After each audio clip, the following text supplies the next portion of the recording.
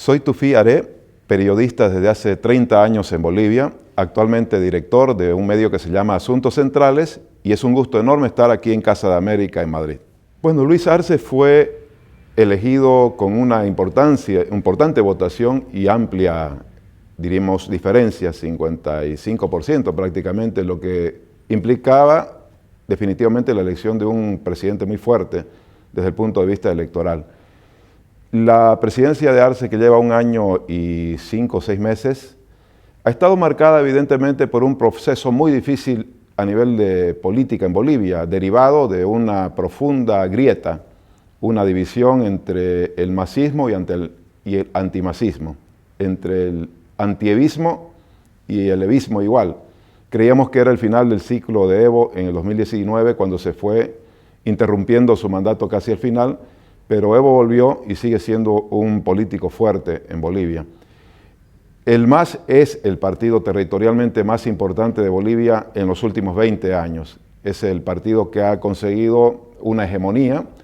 Al margen de ello, existe un antimasismo también evidente. Yo creo que un 40% de la población boliviana es anti-MAS y un 45% tiene el voto duro, el MAS, a su favor. Entonces, la gestión de Arce ha estado marcada por los efectos de una crisis muy fuerte política del año 2019, por un intento de venganza también hacia los sectores opositores que sacaron del poder a Evo Morales. Ha estado muy politizada la primera parte de la gestión, pero luego marcada por los efectos de la pandemia, con un impacto muy fuerte en lo sanitario, crisis sanitaria muy profunda, y por supuesto también una crisis económica derivada de la pandemia. El país decreció, el PIB cayó en un 10% aproximadamente, y el desempleo superó el 10%, derivado de la etapa de encierro por la pandemia. Así que ese es el momento difícil,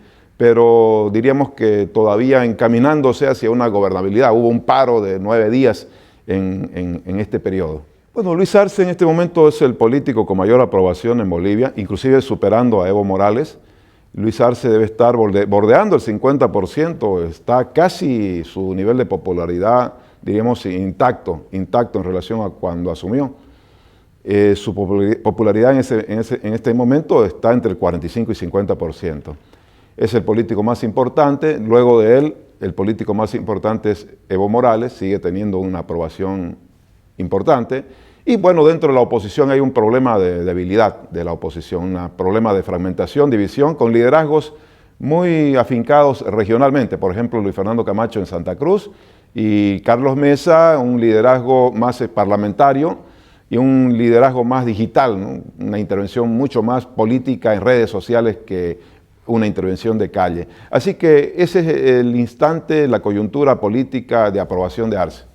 Bolivia está entrando en una 5ª ola de la pandemia, ha tenido 4 olas, la más dura fue la última. En cuanto a afectación, me refiero en cuanto a número de casos por la variante Omicron y la Delta que se combinaron. Eso ocurrió en enero, comienzos de año. En este momento está ascendiendo otra vez la ola y se espera que julio sea un mes difícil.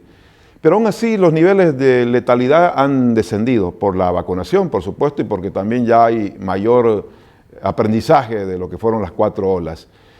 El gobierno de Arce tuvo el acierto de conseguir vacunas, si bien es cierto que inicialmente el enfoque fue hacia las vacunas rusas y chinas, hasta por motivos ideológicos. Luego llegaron al país una diversidad de vacunas. Hay un problema todavía de población sin siquiera una dosis. Yo diría que un 20% de la población vacunable todavía no ha recibido la primera dosis, pero hay otro porcentaje ya de 75% que sí recibió la primera dosis. Yo diría que hasta la segunda y tercera inclusive está relativamente aceptable. Luego los jóvenes y los niños en este momento son los que están generando, parece, un aumento de la curva porque han vuelto a las clases y porque no han conseguido los niveles de vacunación adecuadas. Eso es básicamente el estado de situación de la pandemia. Bueno, la economía boliviana no ha alcanzado todavía los niveles de crecimiento de la etapa prepandémica, ni el momento de la prepandemia, que ya de por sí era un momento de desaceleración en Bolivia. Bolivia creció durante mucho tiempo hasta en un 6%, 4 o 6% entre el 2010 y el 2015, que fue el mejor periodo, pero luego vino un pequeño descenso, una desaceleración del crecimiento del PIB. Con la pandemia se cayó en un 10% el Producto Interno Bruto, el nivel de crecimiento anual, y hubo un incremento del desempleo. Con la apertura de las actividades se ha logrado una recuperación, estamos en un proceso de recuperación, hablando del nivel de inflación controlado de 2% anual. Tenemos un descenso del desempleo de 12 que había a un 8 aproximadamente, pero sí un incremento del empleo informal en contrapartida. Y en el campo del crecimiento del Producto Interno Bruto hemos tenido un crecimiento entre 4 y 5%, que de todas maneras impide alcanzar, diríamos, la caída del 10%, es decir, estamos en el 5º piso, nos faltan otros 5 pisos para conseguir los niveles prepandémicos, ¿no? Es un periodo en el que la guerra además ha impactado sobre los precios de los hidrocarburos. Bolivia es un país exportador de hidrocarburos. Ayudó el precio del gas de exportación, pero también es un importador de combustibles, paradójicamente, y eso hace que ese aumento del gas, que debería tener un impacto positivo por los precios internacionales de los carburantes y los combustibles en el mundo, tenga un pequeño desfase igual, porque igual Bolivia importa hidrocarburos. En la parte de seguridad alimentaria, nuestro mayor problema ha sido la oferta de maíz, fundamentalmente, y también de trigo, que impacta sobre la producción de cerdos, aves y bueno, otros alimentos, ¿no? Cárnicos sobre todo. Pero estamos en un momento, diríamos, difícil, pero con una economía, diríamos, estable. Con una economía estable, faltan mejorar los niveles de inversión. Hay un problema de corte de la relación del sector privado con el gobierno por motivos políticos, que es quizás lo que impide destrabar más el impulso que debería conseguir el crecimiento económico.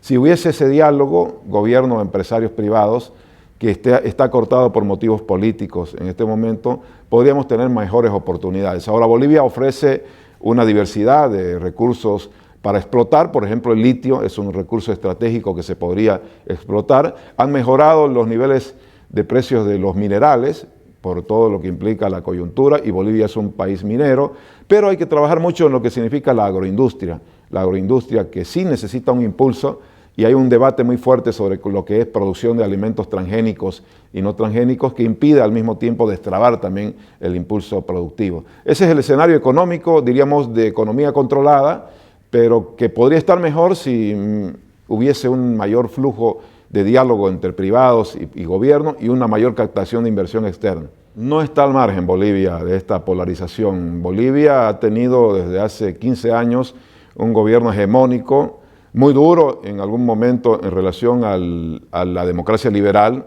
Diríamos que tenemos un gobierno de corte autoritario competitivo, con una desventaja para la oposición en términos de competición.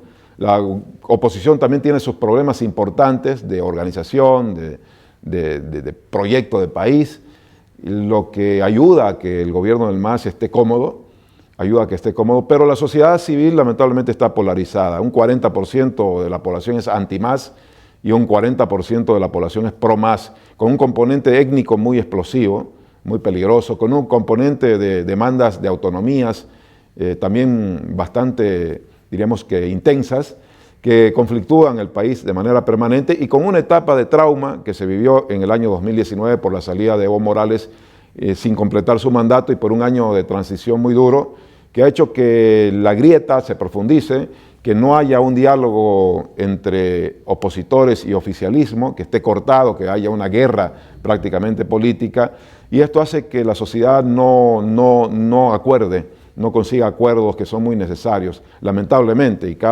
el gobierno está encasillado en atender su voto duro, y atender su voto duro significa pelear contra los adversarios, en algún momento considerados más como enemigos políticos como adversarios, y la oposición también, como no hay diálogo, atrincherada en relación a sus vínculos con el gobierno, que no existen. No hay acuerdo, si es un grave problema, no hay acuerdo político, no hay un acuerdo social, tenemos un grave problema de la calidad de la justicia, que no se logra modificar, no se logra reformar la justicia y hace falta un pacto social y político en Bolivia que está lejano por el momento.